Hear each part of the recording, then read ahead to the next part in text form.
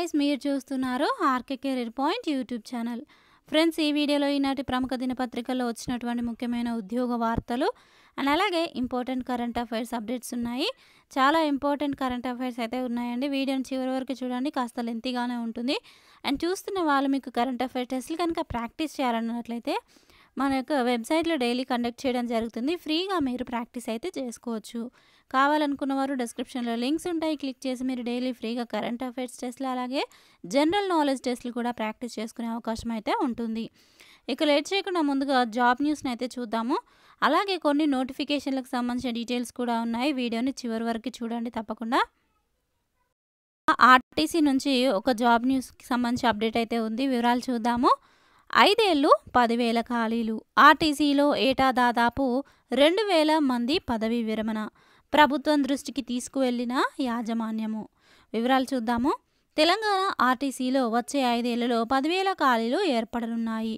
ఉద్యోగుల పదవీ విరమణ వయస్సును 58 నుంచి 60 ఏళ్లకు పెంచడంతో 2020-21లో ఎవరు పొందలేదు. 2022 నుంచి రిటైర్మెంట్లు జరుగుతూ ఉన్నాయి. 2023లో ఏకంగా 2,325 ఖాళీలు ఏర్పడ్డాయి. ఈ ఏడాది 2,196, 2025లో 1,859, 2026లో 2,001, 2027లో 1,927 మంది ఉద్యోగ విరమణ పొందనున్నట్లు సమాచారము. ఇలా 2029 వరకు 10,000 మందికి పైగా పదవీ విరమణ చేయనున్నట్లు ఆర్టీసీ వర్గాల సమాచారము.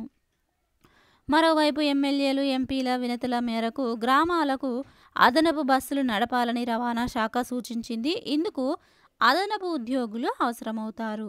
ఈ విషయాలను యాజమాన్యము ప్రభుత్వం దృష్టికి తీసుకెళ్లినట్లుగా సమాచారము.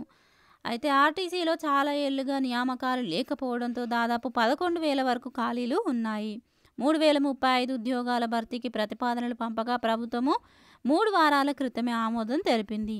బస్ భవన్లో శనివారం ఆర్టీసీపై జరిగిన సమావేశంలో రానున్న 5 ఏళ్లలో ఏర్పడే ఖాళీలపై ఉన్నతాధికారి ఒకరు రవాణా శాఖ మంత్రి పొన్నం ప్రభాకర్కు ప్రజెంటేషన్ ఇచ్చారు. మరి భారీగా ఖాళీలు ఉన్నప్పుడు 3,035 ఉద్యోగాలకే ఎందుకు ప్రతిపాదనలు పంపారు?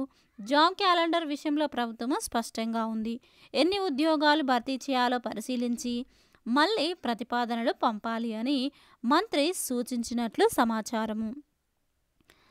ప్రస్తుతం దాదాపు 42,000 మంది ఈ యొక్క ఆర్టీసీలో ఉన్నారు. బస్సుల సంఖ్య 10,446 నుంచి సుమారు 9,000కు పరిమితమైంది. ఇక దీనికి సంబంధించి ఆర్టీసీలో ఎన్ని ఉద్యోగాలను భర్తీ చేస్తారు అనేది అఫీషియల్గా మనకి ఇంకా క్లారిటీ అయితే రావాల్సి ఉంది. ఇక నెక్స్ట్ అప్డేట్ చూసినట్లయితే 19.50 లక్షలకు విద్యుత్ శాఖలో జాబ్, అంటే అప్రాక్సిమేట్గా 20 లక్షలకు విద్యుత్ శాఖలో జాబ్ అంటూ మనకి ఇక్కడ ఒక న్యూస్ అయితే ఇవ్వడం జరిగింది. వివరాలు చూద్దాము. ఫేక్ అపాయింట్మెంట్ లెటర్ ఇచ్చి మోసము. టీజీ ఎస్పీడీసీఎల్ జూనియర్ అసిస్టెంట్పై కేసు నమోదు. వివరాలు చూసినట్లయితే కరెంట్ ఆఫీస్లో జాబ్ ఇప్పిస్తానని డబ్బులు తీసుకొని నకిలీ అపాయింట్మెంట్ లెటర్ ఇచ్చిన విద్యుత్ శాఖ జూనియర్ అసిస్టెంట్పై నాగోల్ పోలీస్ స్టేషన్లో చీటింగ్ కేసు నమోదైంది. వివరాల్లోకి వెళ్తే నాగోల్ మమతానగర్కు చెందినటువంటి ఒక యువతి కాంపిటేటివ్ ఎగ్జామ్స్కి ప్రిపేర్ అవుతుంది. విద్యుత్ శాఖలో భువనగిరిలో జూనియర్ అసిస్టెంట్గా పనిచేస్తున్న బండారపు కిరణ్ కుమార్ 2021లో ఆమెకు పరిచయం అయ్యాడు.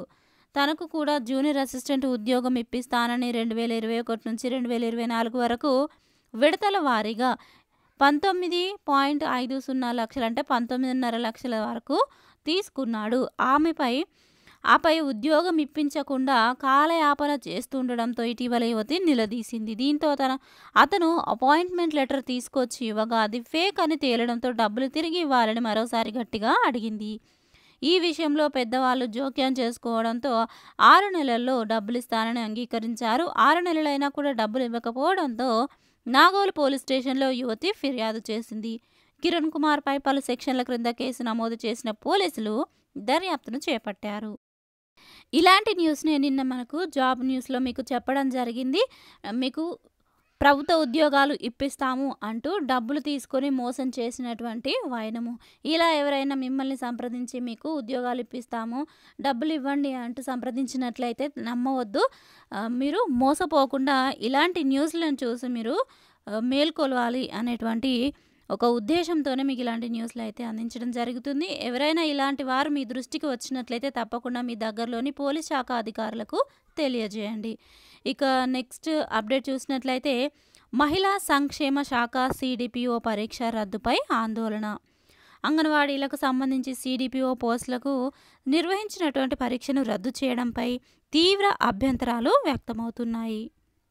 పరీక్ష లీకేజీ అయిందనే ప్రచారంతో ఈ పరీక్షను రద్దు చేసింది. కాగా మహిళా శిశు సంక్షేమ శాఖలో సమగ్ర శిశు అభివృద్ధి ప్రాజెక్టు అధికారి ఉద్యోగాల భర్తీ కోసం నిర్వహించిన పరీక్షను రద్దు చేయడంపై అభ్యర్థులతో పాటు వాటిని రాసిన అర్హులైన అంగన్వాడీ ఉద్యోగులు పలువురు ఆందోళన వ్యక్తం చేస్తున్నారు. ఎంపికైన అభ్యర్థులకు నియామక పత్రాలు ఇవ్వాలని హైకోర్టు ఆదేశించినా స్పందించకపోవడము శోచనీయమని ఆగ్రహము వ్యక్తం చేస్తున్నారు. ఇక నెక్స్ట్ అప్డేట్ చూసినట్లయితే ముగిసిన పోస్టుల తొలి దశ ప్రక్రియ త్వరలోనే కీ విడుదల. సింగరేణి సీఎండీ బలరాము వ్యాఖ్య. వివరాలు చూసినట్లయితే సింగరేణిలో జరుగుతున్న పోస్టుల భర్తీ తొలి దశ ప్రక్రియ విజయవంతంగా ముగిసింది. 272 పోస్టుల భర్తీ కోసం హైదరాబాద్లోని 12 కేంద్రాల్లో 2 రోజుల పాటు నిర్వహించిన కంప్యూటర్ ఆధారిత పరీక్షలు ఆదివారంతో పూర్తయ్యాయని సింగరేణి సీఎండీ బలరాము ఒక ప్రకటనలో తెలిపారు. వీటికి సంబంధించిన కీని త్వరలోనే విడుదల చేయడం జరుగుతుందని చెప్పారు. ఈ పరీక్షకు మొత్తము 12,045 మంది అభ్యర్థులు హాజరయ్యారని తెలిపారు. ఇక నెక్స్ట్ అప్డేట్ చూసినట్లయితే బదిలీలు బద్నాం. రాష్ట్ర ఉద్యోగుల సాధారణ బదిలీల్లో తీవ్ర గందరగోళము. కొత్త జోనల్ విధానం వచ్చాక పూర్తి స్థాయిలో చేపట్టిన తొలి ట్రాన్స్ఫర్లు. ఇక వివరాలు చూసినట్లయితే 40% మించొద్దనే నిబంధనలతో చిక్కు. సీనియర్లకు దక్కని బదిలీ ఛాన్స్. ఆందోళనకు కారణమవుతున్న జీహెచ్ఎంసీ పరిధి నిర్ధారణ. లోకల్ నుంచి నాన్ లోకల్కు బదిలీ చేయాలన్న నిబంధన గాలికి. గురుకుల విద్యా సంస్థల్లో ఉద్యోగుల జోన్లు తారుమారు. వైద్య ఆరోగ్య శాఖలో సీనియర్లు నారాజ్. కీలక అధికారులు మారుమూల ప్రాంతాలకు. దాదాపు నెల రోజులుగా కొనసాగుతున్నటువంటి ఈ ప్రక్రియ కొలిక్కి రాలేదు. సీనియారిటీ జాబితాల రూపకల్పనపై ఆరోపణలు. ఇంకా 40% నిబంధనలతో చిక్కు. నోటిఫికేషన్లకు సంబంధించినటువంటి అప్డేట్స్ చూద్దాము. మినీరత్న కంపెనీ టీహెచ్డీసీ ఇండియా లిమిటెడ్లో 61 పోస్టుల భర్తీకి ప్రకటన విడుదల చేశారు. వీటిలో manager, senior manager, senior medical officer, assistant manager పోస్టులుండగా వీటికి ఆన్లైన్లోనే దరఖాస్తు చేసుకోవాలి. చివరి తేదీ ఆగస్టు 16. పూర్తి వివరాలకు www.thdc.co.in వెబ్సైట్ని విజిట్ చేయండి. ఇక నెక్స్ట్ అప్డేట్ చూద్దాము. నేషనల్ అల్యూమినియం కంపెనీ లిమిటెడ్ నాల్కోలో 17 పోస్టుల భర్తీకి ప్రకటన విడుదల చేశారు. వీటిలో ఎగ్జిక్యూటివ్ డైరెక్టరు, జీఎం అంటే జనరల్ మేనేజరు విభాగాలు వచ్చేసి మైనింగ్, ఫైనాన్స్, సివిల్, హెచ్&ఏ విభాగాల్లో ఖాళీలున్నాయి. ఆన్లైన్లో దరఖాస్తు చేసుకోవాలి. చివరి తేదీ జూలై 31. పూర్తి వివరాలకు nalcoindia.com వెబ్సైట్ని విజిట్ చేయండి లేదా డిస్క్రిప్షన్లో మన యొక్క వెబ్సైట్ లింక్ ఉంటుంది. వెబ్సైట్లో డైలీ ఇలాంటి జాబ్ అప్డేట్స్ మీకు వస్తూనే ఉంటాయి. తప్పకుండా ఒకసారి విజిట్ చేసి మీకు ఇంట్రెస్ట్ ఉన్న క్యాండిడేట్స్ అయితే అప్లై అయితే చేసుకోండి. ఇక నెక్స్ట్ ఈ రోజుకి సంబంధించిన కరెంట్ అఫైర్స్ అప్డేట్స్ అయితే చూద్దాము. సూర్యకుమార్ యాదవ్ భారత టీ20 జట్టు కెప్టెన్గా 2024 జూలై 18న ఎంపికయ్యాడు. శ్రీలంక పర్యటన కోసము అగార్కర్ నేతృత్వంలోని సెలక్షన్ కమిటీ భారత టీ20 జట్టును ప్రకటించింది. ఇన్నాళ్ళు టీ20 జట్టును నడిపించిన రోహిత్ శర్మ పొట్టి ప్రపంచ కప్ విజయానంతరము ఈ ఫార్మాట్కు రిటైర్మెంట్ ప్రకటించాక అతడి స్థానంలో ఈ ఎంపిక జరిగింది. ఇక నెక్స్ట్ కరెంట్ అఫైర్స్ చూసినట్లయితే పాకిస్తాన్లో హిందువుల జనాభా 2017లో 35 లక్షలు కాగా 2023లో 38 లక్షలకు పెరిగిందని, పాక్లో అత్యధిక జనసంఖ్య ఉన్న మైనారిటీ వర్గం హిందువులేనని పాక్ గణాంకాల సంస్థ పీబీఎస్ తెలిపింది. 2023లో నిర్వహించిన 7వ జనాభా గృహగణన వివరాలను పీబీఎస్ విడుదల చేసింది. దీని ప్రకారము పాకిస్తాన్ మొత్తం జనాభా 24,4,58,089కి చేరింది. దీనికి సంబంధించినటువంటి కరెంట్ అఫైర్స్ నిన్న మన క్లాస్లో ఆల్రెడీ చెప్పడం జరిగింది. నెక్స్ట్ కరెంట్ అఫైర్స్ చూసినట్లయితే దేశంలో బాల్య వివాహాల సంఖ్య గణనీయంగా తగ్గినట్లు జాతీయ బాలల హక్కుల పరిరక్షణ కమిషన్ ఇటీవల విడుదల చేసిన నివేదికలో పేర్కొంది. ఎన్సిపిసిఆర్ ఆధ్వర్యంలో ఇండియా చైల్డ్ ప్రొటెక్షన్ ఐసిపి పరిశోధక బృందము వెల్లడించినటువంటి నివేదిక ప్రకారము 2023-24లో గ్రామ పంచాయతీల సహాయంతో దేశంలో 59,364 బాల్య వివాహాలను అడ్డుకోగా, ఇదే సమయంలో 17 రాష్ట్రాలు, అన్ని కేంద్రపాలిత ప్రాంతాల్లోని 265 జిల్లాల్లో ఉన్న 161 పౌర సమాజ సంస్థలు 14,000కు పైగా బాల్య వివాహాలను నిరోధించాయి. ఇక నెక్స్ట్ కరెంట్ అఫైర్స్ చూసినట్లయితే ప్రపంచంలోనే తొలిసారిగా హైడ్రోజన్తో నడిచే ప్రయాణికుల నౌకను 2024 జూలై 19న యుఎస్లోని శాన్ ఫ్రాన్సిస్కో తీరంలో ప్రారంభించారు. ఈ నౌక పేరు ఎంవిసి చేంజ్. పొడవు 70 అడుగులు. దీనిలో 75 మంది ప్రయాణించవచ్చు. ఇది 300 నాటికల్ మైళ్ళ దూరము ప్రయాణిస్తుంది. ఒకసారి ఇంధనం నింపితే 16 గంటల పాటు ఇది పనిచేస్తుంది. ఈ నౌక పేరు ఎంవిసి చేంజ్, గుర్తుంచుకోవాల్సి ఉంటుంది. దీని పొడవు వచ్చేసి 70 అడుగులు. ఇక నెక్స్ట్ కరెంట్ అఫైర్స్ చూసినట్లయితే చంద్రయాన్కు అరుదైన గౌరవము. ఇంటర్నేషనల్ స్పేస్ అవార్డు ప్రకటించిన ఆస్ట్రోనాటికల్ సమాఖ్య. వివరాలు చూసినట్లయితే భారత అంతరిక్ష పరిశోధన సంస్థ ఇస్రో చేపట్టినటువంటి చంద్రయాన్ 3 ప్రాజెక్టుకు అరుదైన గౌరవము దక్కింది. అంతర్జాతీయ ఆస్ట్రోనాటికల్ ఫెడరేషన్ చంద్రయాన్ 3కి ఇంటర్నేషనల్ స్పేస్ అవార్డును ప్రకటించింది. ఈ సందర్భంగా ఈ ప్రాజెక్టు చారిత్రాత్మక విజయమని ఆ సమాఖ్య పేర్కొంది. అక్టోబర్ 14న ఇటలీలోని మిలాన్లో జరగనున్నటువంటి 75వ అంతర్జాతీయ ఆస్ట్రోనాటికల్ కాన్ఫరెన్స్ సందర్భంగా ఈ అవార్డును బహుకరించనున్నారు. ఈ యొక్క అవార్డు పేరైతే గుర్తుంచుకోవాల్సి ఉంటుంది. ఇక నెక్స్ట్ ఇస్రో చంద్రయాన్ 3 ల్యాండర్ గత ఏడాది ఆగస్టు 23న చంద్రుడిపై విజయవంతంగా దిగిన విషయము తెలిసిందే. ఈ విజయంతో అమెరికా, రష్యా, చైనాల సరసన భారత్ చేరిందని అంతర్జాతీయ ఆస్ట్రోనాటికల్ సమాఖ్య పేర్కొంది. ఇస్రో మిషన్ చంద్రయాన్ శాస్త్రీయ ప్రయోగము తక్కువ ఖర్చుతో కూడిన ఇంజనీరింగ్కు ప్రత్యేక ఉదాహరణ అని, ఇది అంతరిక్ష పరిశోధనలో భారత్కు ఉన్న భారీ సామర్థ్యానికి చిహ్నమని పేర్కొంది. చంద్రుడి నిర్మాణము, భూగర్భ శాస్త్రంలో కనిపించని అంశాలను చంద్రయాన్ 3 వెలుగులోకి తెచ్చిందని సమాఖ్య పేర్కొంది. ఈ మిషను కొత్త ప్రయోగాలకు గ్లోబల్ అచీవ్మెంట్ అని, చంద్రయాన్ 3 ఎన్నో విజయాలు సాధించింది అంటూ సమాఖ్య ప్రశంసించింది. ఇక నెక్స్ట్ ఇదే సైన్స్ అండ్ టెక్నాలజీకి సంబంధించి మరొక కరెంట్ అఫైర్స్ చూద్దాము. భూమికి చంద్రునికి మధ్య సూపర్ హైవే, 30 ఉపగ్రహాలు, 3 లూనార్ గ్రౌండ్ స్టేషన్లతో చైనా కమ్యూనికేషన్ నెట్వర్క్. ఇక దీనికి సంబంధించి మరిన్ని వివరాలు చూద్దాము. భూమికి చంద్రుడికి మధ్య నెట్వర్క్ను పెంచేలా అంతరిక్ష ప్రయాణాన్ని సులభతరం చేసే దిశగా చైనా రోడ్ మ్యాప్ను రూపొందించింది. కమ్యూనికేషన్ సూపర్ హైవే ద్వారా భూమిని చంద్రుడితో అనుసంధానం చేయాలని ఆ దేశము భావిస్తోంది. China academy of space technology CAST Beijing institute of space craft system engineering పరిశోధకులు దీనికోసము కృషి చేస్తున్నారు. ఇక్కడ నేమ్ గుర్తుంచుకోవాల్సి ఉంటుంది. Beijing institute of space craft systems engineering పరిశోధకులు కృషి చేస్తున్నారు. వారు ప్రతిపాదించినటువంటి ఈ సూపర్ హైవే నెట్వర్క్లో 30 ఉపగ్రహాలతో పాటు భూమి, చంద్రుడికి మధ్య రియల్ టైం పర్యవేక్షణకు 3 లూనార్ గ్రౌండ్ స్టేషన్లు ఉంటాయి. వీటి ద్వారా ఆడియో కానీ, ఫోటోలు కానీ, వీడియోలు కానీ 20 లేదా అంతకంటే ఎక్కువ మంది అంతరిక్ష ప్రయాణికులు ఏకకాలంలో భూమిపై ఉన్న వారితో కమ్యూనికేషన్ చేసేలా చేయడము ఈ సూపర్ హైవే సృష్టి యొక్క ఉద్దేశము. వ్యోమనౌక భూమి, చంద్రుడి మధ్య ప్రయాణిస్తున్నప్పుడు జాబిల్లిపై జరిగే ఉపరితల కార్యకలాపాలను ఈ నెట్వర్క్ ద్వారా ఖచ్చితమైన స్థానము, నావిగేషను, టైమింగ్తో సహా పొందవచ్చు.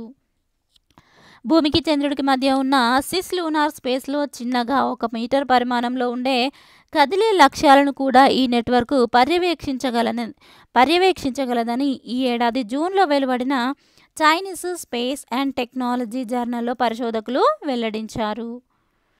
నెక్స్ట్ కరెంట్ అఫైర్స్ చూసినట్లయితే నిఫా డేంజర్ 14 ఏళ్ల బాలుడి మృతి. కేరళలో దుర్ఘటన, గంటల వ్యవధిలోనే గుండెపోటు, ఇప్పటికీ 27 మంది మృతి. కోవిడ్ వల్లే మార్గదర్శకాలు, రాష్ట్రాలకు కేంద్రము ఆదేశాలు. ఇక మరిన్ని వివరాలు చూసినట్లయితే కేరళలో మరొకసారి నిఫా వైరస్ జడలు విప్పింది. మలప్పురం జిల్లాలో ఒక 14 ఏళ్ల బాలుడిని నిఫా వైరస్కు గురై మృతి చెందాడు. ఈ విషయాన్ని కేరళ ఆరోగ్య శాఖ ఆదివారం ఉదయం వెల్లడించింది. కేరళలో గత 6 ఏళ్ల కాలంలో నిఫా వైరస్ బయటపడటము ఇది 5వసారి. కేరళలో తొలిసారిగా 2018లో కనిపించింది. ఈ వైరస్ సోకి ఇప్పటి వరకు 27 మంది మరణించినట్లు అధికారులు వెల్లడించారు.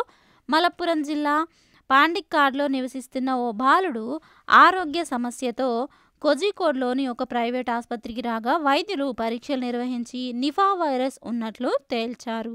ప్రభుత్వం ఆధ్వర్యంలో కోజికోడ్లోని వైరాలజీ ల్యాబ్లో జరిపిన పరీక్షల్లో కూడా నిఫా వైరస్ నిర్ధారణ అయింది. దాంతో ఆ బాలుడి శాంపిల్స్ పుణేలోని ఎన్ఐవి ల్యాబ్కు పంపించారు. ఆదివారం ఉదయం బాలుడికి యూరిన్ అవుట్పుట్ తగ్గిపోయిందని, కాసేపటికి తీవ్ర గుండెపోటు వచ్చి చనిపోయినట్లు కేరళ ఆరోగ్య మంత్రి వీణా జార్జ్ తెలిపారు.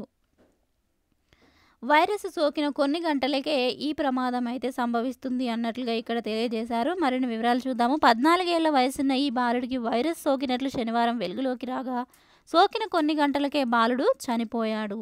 మలప్పురం జిల్లాలోని 14 ఏళ్ల బాలుడికి నిఫా వైరస్ సోకిన విషయాన్ని పుణేలోని నేషనల్ ఇన్స్టిట్యూట్ ఆఫ్ వైరాలజీ ధృవీకరించినట్లు అధికారులు తెలిపారు. ఇక మరిన్ని వివరాలు మీరు పీడిఎఫ్లో చదువుకోవచ్చు. ఇదే న్యూస్కి సంబంధించి మరొక పత్రికలో ఈ విధంగా ఇవ్వడం జరిగింది. వైరస్ల కలకలము, కేరళలో నిఫా వైరస్ సోకి 14 ఏళ్ల బాలుడి మృతి, చికిత్స పొందుతూ ఒక్కరోజు వ్యవధిలోనే తుదిశ్వాస. బాలుడితో కాంటాక్ట్ అయిన 214 మందికి ఐసోలేషన్.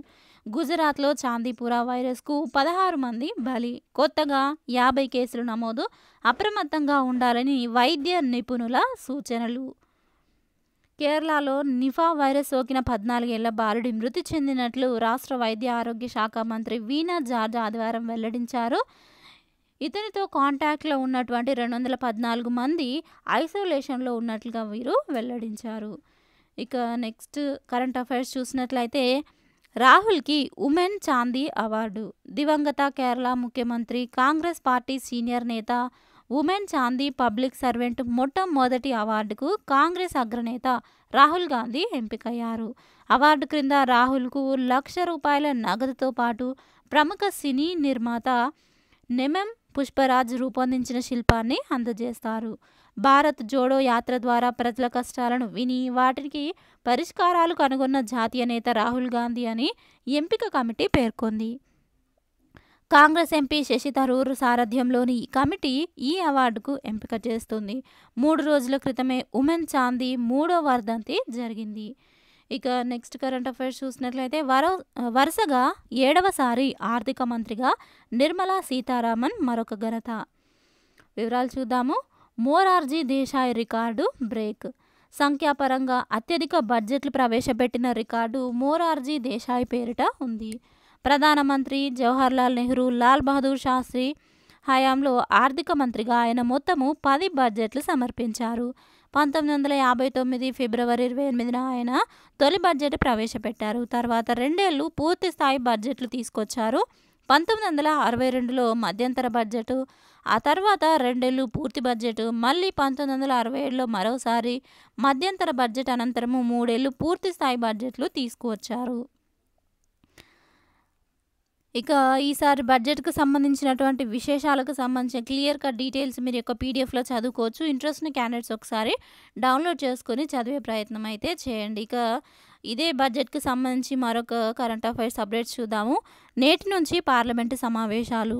బడ్జెట్ ప్రవేశపెట్టనున్న కేంద్ర ఆర్థిక మంత్రి నిర్మల. మొరార్జీ దేశాయ్ రికార్డు అధిగమించనున్న మంత్రి. పేపర్లెస్ బడ్జెట్, 2 భాషల్లో పత్రాలు. వివరాలు చూసినట్లయితే పార్లమెంటు వర్షాకాల సమావేశాలు నేటి నుంచి ప్రారంభం కానున్నాయి. కేంద్ర ఆర్థిక మంత్రి నిర్మలా సీతారామన్ 7వసారి కేంద్ర బడ్జెట్ను ప్రవేశపెట్టేందుకు సిద్ధమయ్యారు. ఈ క్రమంలో ఆర్థిక మంత్రి పార్లమెంట్లో ఆర్థిక సర్వేను ప్రవేశపెట్టనున్నారు.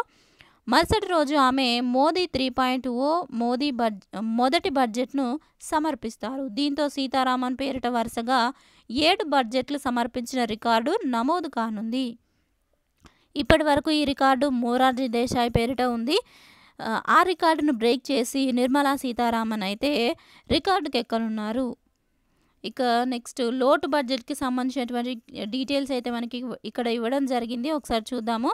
లోటు బడ్జెట్ అభివృద్ధి పనులపై చేసే వ్యయం కంటే ప్రభుత్వం సేకరించే రాబడి వనరులు తక్కువగా ఉన్నప్పుడు లోటు ఏర్పడుతుంది. దీనికోసము ప్రభుత్వము వనరులను పలు మార్గాల నుంచి సేకరిస్తుంది. అవి మార్కెట్ రుణాలు, రిజర్వ్ బ్యాంకు వద్ద దాచిన ప్రభుత్వ నిల్వలు వాడటము, రిజర్వ్ బ్యాంకు నుంచి రుణం తీసుకోవడము, ఈ విధంగా లోటు ద్రవ్యాన్ని భర్తీ చేయడము 1970 తర్వాత ప్రభుత్వానికి అలవాటుగా మారింది. బడ్జెట్లో ఆదాయానికి మించిన లోటు ఏర్పడుతుంది. వివిధ రకాలు లోటులు అవి రెవెన్యూ లోటు, బడ్జెట్ లోటు, కోశ లోటు, ద్రవీకరించబడినటువంటి లోటు, ప్రాథమిక లోటు. ఇక రెవెన్యూ లోటు, బడ్జెట్ లోటు అండ్ అలాగే కోశ లోటు, మరిన్ని లోటులకు సంబంధించినటువంటి డీటెయిల్స్ అయితే ఇక్కడ క్లియర్గా ఇచ్చారు. ఈ పీడిఎఫ్ లింక్ అయితే డిస్క్రిప్షన్లో ఉంటుంది. ఒకసారి డౌన్లోడ్ చేసుకొని ఇంట్రెస్ట్ ఉన్న క్యాండిడేట్స్ అయితే చదివే ప్రయత్నం అయితే చేయండి. ఎవరైతే పోటీ పరీక్షలకి ప్రిపేర్ అవుతున్నారో ఎకానమీ సబ్జెక్ట్లో భాగంగా మనకి బడ్జెట్కి సంబంధించి ప్రశ్నలు అయితే రేజ్ అవుతాయి కాబట్టి ఒకసారి అయితే ప్రాక్టీస్ చేసే ప్రయత్నం చేయండి. ఇక నెక్స్ట్ మరొక కరెంట్ అఫైర్స్ చూసినట్లయితే 2050 నాటికి వృద్ధుల జనాభా డబుల్. ఐరాస population fund India chief Andrea నివేదిక. వివరాలు చూసినట్లయితే భారతదేశంలో వృద్ధుల జనాభా 2050 నాటికి రెట్టింపు అవుతుందని ఐక్యరాజ్య సమితి population fund India chief Andrea Wojnar అంచనా వేశారు. పేదరికంలో ఉన్న ఒంటరి వృద్ధ మహిళల ఆరోగ్య సంరక్షణ, గృహాలు, పెన్షన్ కోసం ప్రభుత్వము ఎక్కువ నిధులు కేటాయించాల్సిన అవసరము ఉంటుందని అభిప్రాయపడ్డారు. 2050 నాటికి 60 ఏళ్లకు పైబడిన వృద్ధుల సంఖ్య 346 మిలియన్లకు చేరుతుందని పేర్కొన్నారు. జూలై 11న ప్రపంచ జనాభా దినోత్సవం జరిగిన తర్వాత ఓ ఇంటర్వ్యూలో వోజ్నార్ స్థిరమైన అభివృద్ధిని వేగవంతం చేయడానికి భారతదేశము ప్రాధాన్యతనిస్తున్న కీలక జనాభా పోకడలను వివరించారు. 2050 నాటికి దేశంలో 50% పట్టణాలు ఉంటాయి. మురికివాడల పెరుగుదల, వాయు కాలుష్యము, పర్యావరణ సమస్యలను తీర్చడానికి భారత్ స్మార్ట్ సిటీలు, మౌలిక సదుపాయాలు, గృహాల నిర్మాణము కీలకమన్నారు. ప్రస్తుతము భారతదేశము గణనీయమైన యువ జనాభాను కలిగి ఉంది. 10 నుంచి 19 ఏళ్ల మధ్య వయసు ఉన్నటువంటి వారు 252 మిలియన్ల మంది ఉన్నారు అంటూ కూడా ఈ నివేదిక పేర్కొంది. పట్టణ ప్రణాళికలు మహిళల భద్రతను పరిగణలోనికి తీసుకోవాలి. లింగ సమానత్వాన్ని ప్రోత్సహించడానికి, మొత్తము జీవన నాణ్యతను మెరుగుపరచడానికి, ఆరోగ్య సంరక్షణ, విద్య, ఉద్యోగాల ప్రాప్యతను కూడా పరిగణించాలి అని అభిప్రాయపడ్డారు. ఇక నెక్స్ట్ కరెంట్ అఫైర్స్ చూసినట్లయితే స్పోర్ట్స్కి సంబంధించి యూకీ జోడీకి టైటిల్. యూకీ బాంబ్రీ అల్బానో ఒలివెట్ జోడీ Swiss open ATP tennis tournament పురుషుల డబుల్స్ టైటిల్ను గెలుచుకుంది. ఆదివారం జరిగిన ఫైనల్లో ఈ జంట 3-6, 6-3, 10-6తో ఫ్రాన్స్కు చెందిన హంబెర్ట్ ఫాబ్రిస్ మార్టిన్ ద్వయంపై విజయం సాధించింది. యూకీకి ఇది 3వ ATP doubles title. Yuki June 24న డబుల్స్ ర్యాంకింగ్స్లో టాప్ 50లో అడుగుపెట్టాడు. తాజా విజయంతో అతడి ర్యాంకు మరింత మెరుగుపడనుంది. ఇక నెక్స్ట్ ఎవరైతే పోటీ పరీక్షలకి ప్రిపేర్ అవుతున్నారో మీకు యూజ్ అయ్యే విధంగా ఇక్కడ బడ్జెట్కి సంబంధించి కంప్లీట్ డీటెయిల్స్ అయితే మెన్షన్ చేశారు. బడ్జెట్ నిర్మాణము అండ్ అలాగే బడ్జెట్పై ఇన్ఫ్రా, హౌసింగ్ వినియోగం పైన ఫోకస్ అండ్ అలాగే లోటు బడ్జెట్కి సంబంధించి మరిన్ని వివరాలు అయితే ఇక్కడ క్లియర్గా మెన్షన్ చేశారు. దీనికి సంబంధించిన పీడిఎఫ్ లింక్ డిస్క్రిప్షన్లో ఉంటుంది. క్లిక్ చేసి డౌన్లోడ్ చేసుకొని చదివే ప్రయత్నం అయితే చేయండి. ఇక గ్రూప్స్కి ప్రిపేర్ అవుతున్న వారికి జనరల్ స్టడీస్ టాపిక్లోని ఇంపార్టెంట్ థియరీ ఆర్టికల్ని అయితే ఇక్కడ పబ్లిష్ చేశారు ధర్మాలకు సంబంధించి. అండ్ అలాగే ఇండియన్ పాలిటీకి సంబంధించి బిడ్ బ్యాంక్ అయితే ప్రొవైడ్ చేశారు. ఒకసారి ఇంట్రెస్ట్ని క్యాండిడేట్స్ డౌన్లోడ్ చేసుకొని చదివే ప్రయత్నము చేయండి. సో ఫ్రెండ్స్ చూసారు కదా, ఇది ఈ రోజుకి సంబంధించినటువంటి ముఖ్యమైన ఉద్యోగ వార్తలు మరియు కరెంట్ అఫైర్స్ వివరాలు. ఈ వివరాలు మీకు నచ్చినట్లయితే తప్పకుండా వీడియోని లైక్ చేయండి. ఇలాంటి అప్డేట్స్ కోసం మన ఛానల్ సబ్స్క్రైబ్ చేసుకొని ఫాలో అవుతుండండి. Thank you friends, thanks for watching this video. Have a nice day. Bye.